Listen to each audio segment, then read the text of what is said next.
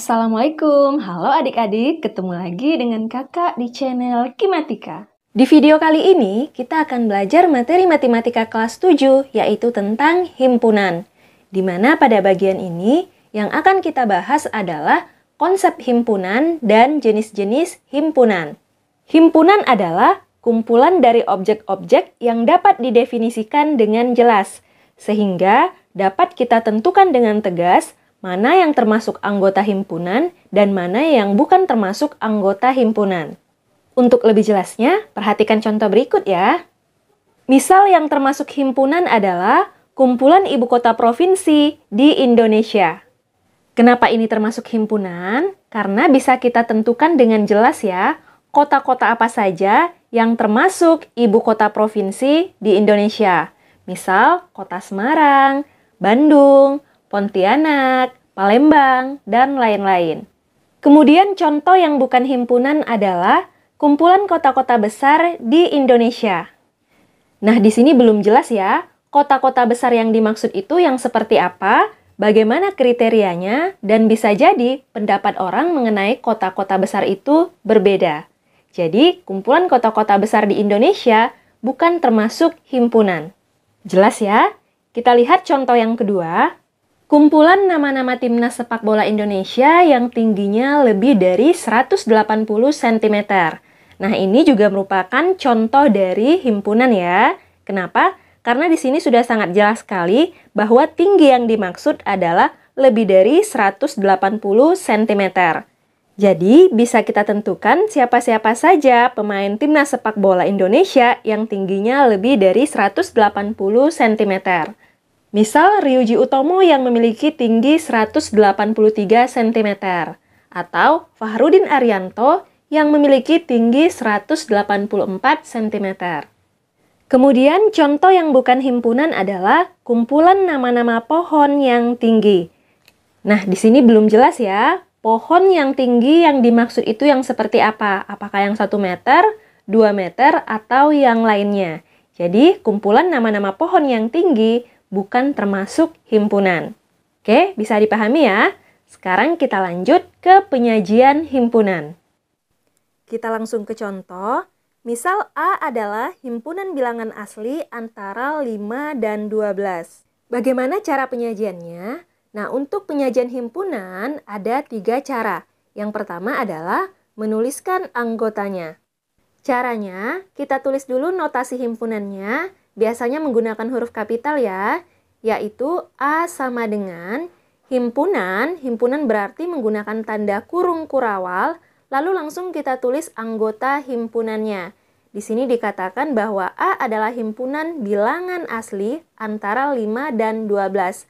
Berarti yang menjadi anggota himpunannya adalah bilangan-bilangan yang besar dari 5 dan kurang dari 12, yaitu 6, 7, 8, 9, 10, dan 11. Kemudian penyajian himpunan yang kedua adalah menuliskan sifat anggotanya. Jadi, pada penyajian himpunan yang kedua ini, di dalam kurung kurawal yang kita tulis adalah deskripsi atau gambaran dari sifat anggotanya. Nah, di sini anggota himpunannya adalah 6, 7, 8, 9, 10, dan 11. Dan ini merupakan bilangan asli antara 5 dan 12, maka penyajian himpunannya kita tulis A sama dengan kurung kurawal bilangan asli antara 5 sampai 12. Jelas ya? Berikutnya penyajian himpunan yang ketiga adalah menuliskan notasi pembentuk. Nah, pada penyajian himpunan yang ketiga ini kita menggunakan variabel ya. Misal, variabel X mewakili bilangan asli. Karena anggota himpunannya ini adalah bilangan asli, berarti anggota himpunannya ini adalah X, tetapi X yang besar dari 5 dan kurang dari 12.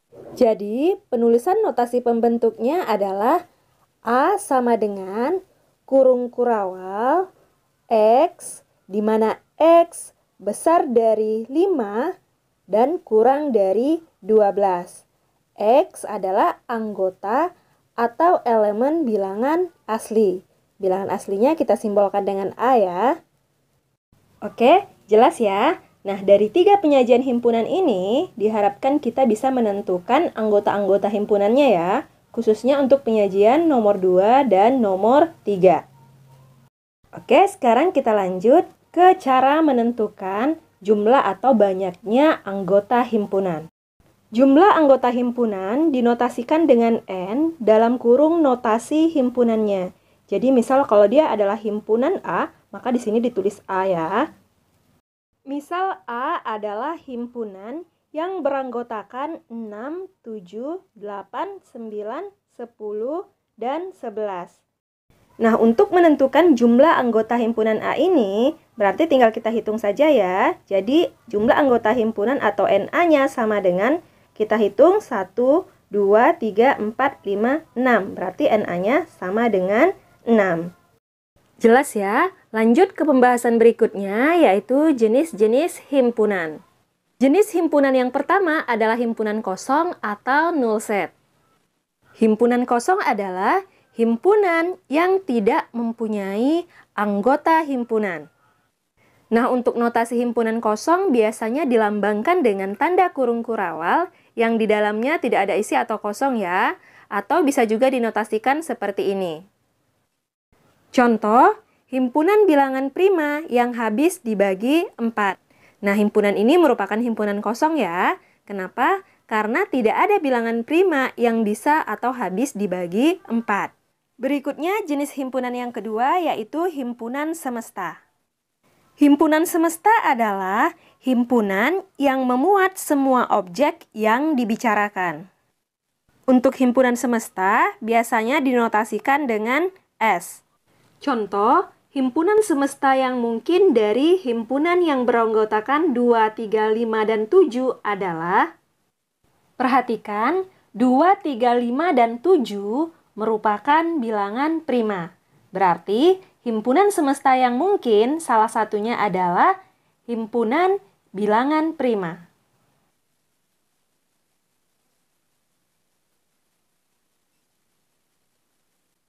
Kemudian, bilangan 2, 3, 5, 7 juga merupakan bilangan asli.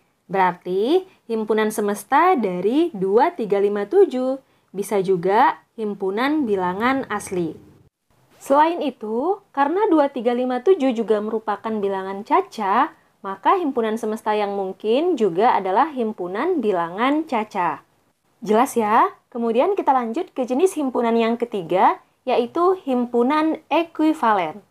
Suatu himpunan dikatakan berekuivalen dengan himpunan lainnya apabila himpunan-himpunan tersebut memiliki jumlah anggota yang sama.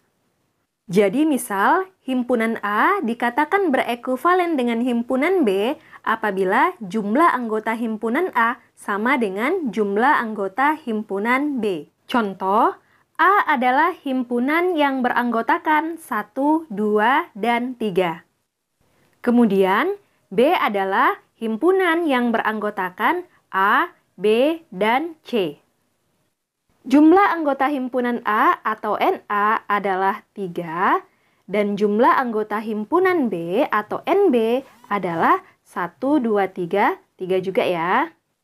Nah, karena jumlah anggota himpunan A atau NA sama dengan jumlah anggota himpunan B atau NB, maka kedua himpunan ini disebut himpunan yang berekuivalen. Oke, lanjut lagi ke jenis himpunan yang keempat, yaitu himpunan bagian atau subset.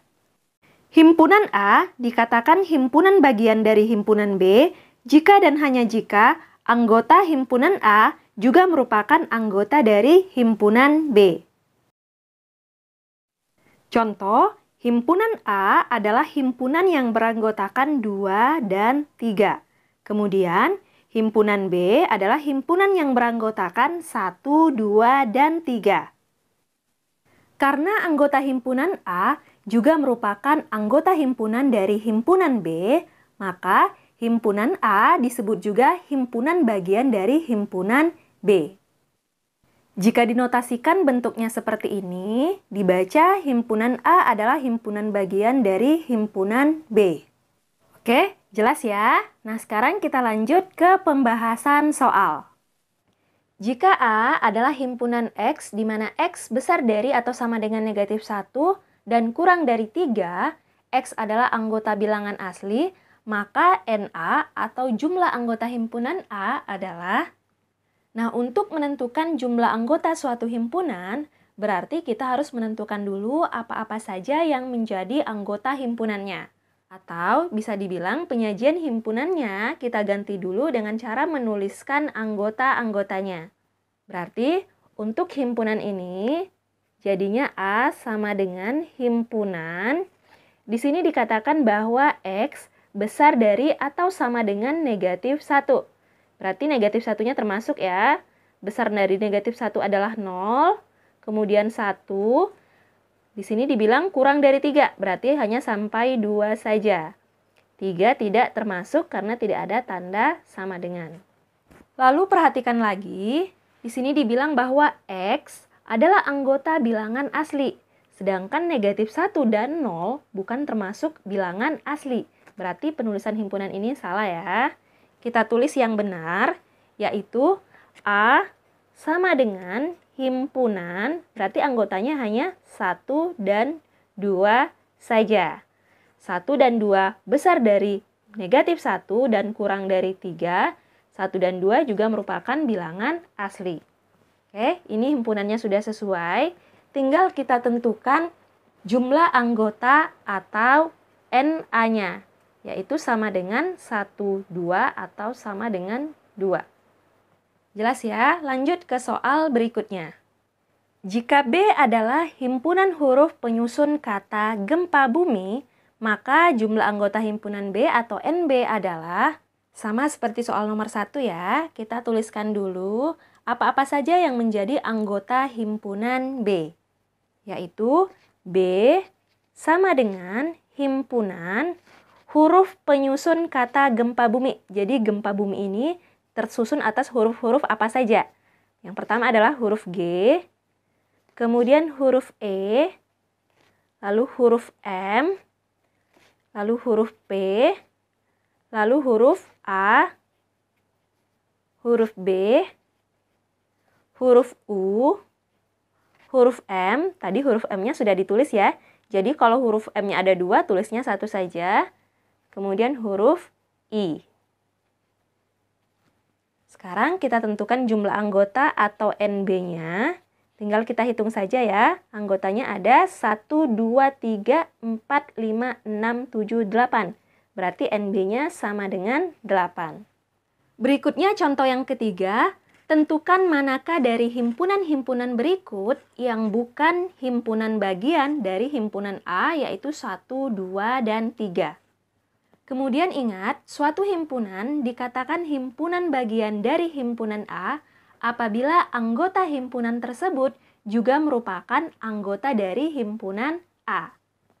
Kita lihat pilihan yang A, anggota himpunannya adalah 1. Nah, 1 ini juga merupakan anggota himpunan dari himpunan A. Berarti pilihan yang A ini merupakan himpunan bagian dari himpunan A.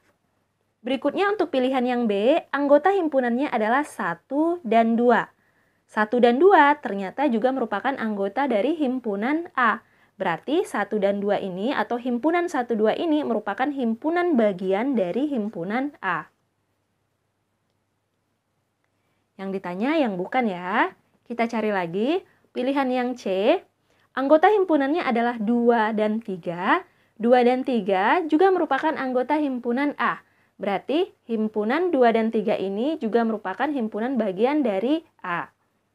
Berikutnya yang D, 3 adalah anggota himpunan A, tetapi 4 bukan anggota himpunan A. Berarti himpunan 3, 4 bukan merupakan himpunan bagian dari himpunan A. Berarti jawaban atau yang bukan himpunan bagian dari himpunan A adalah pilihan yang D. Jelas ya? Lanjut ke soal berikutnya. Diketahui himpunan D adalah himpunan yang beranggotakan A, B, dan C. Tentukan jumlah himpunan bagian dari D. Untuk menentukan banyaknya himpunan bagian atau jumlah himpunan bagian dari suatu himpunan, kita tidak perlu mencari satu-satu ya. kita tinggal menggunakan rumus atau persamaan. Yaitu, misal, PA adalah himpunan-himpunan bagian dari A, maka banyaknya himpunan bagian dari A, kita notasikan dengan NPA, itu sama dengan 2 pangkat jumlah anggota himpunan A. Nah, untuk himpunan lainnya berarti tinggal kita ganti notasi himpunannya ya. Berarti ini rumus untuk menentukan banyaknya himpunan bagian ya. A-nya ini tinggal kita sesuaikan atau kita ganti dengan notasi himpunan yang ada di soal. Berarti pada soal ini A-nya tinggal kita ganti dengan D. Jadi NPD sama dengan 2ND. Atau banyaknya himpunan bagian dari himpunan D itu sama dengan 2 pangkat jumlah anggota himpunan D. Kita tentukan dulu jumlah anggota himpunan D atau ND-nya itu sama dengan 1, 2, 3. Sama dengan 3 ya. Berarti jumlah himpunan bagian dari himpunan D sama dengan 2 pangkat 3 atau sama dengan 8. Oke, semoga bisa dipahami ya. Nah, sekian dulu untuk video kali ini. Terima kasih. Wassalamualaikum warahmatullahi wabarakatuh.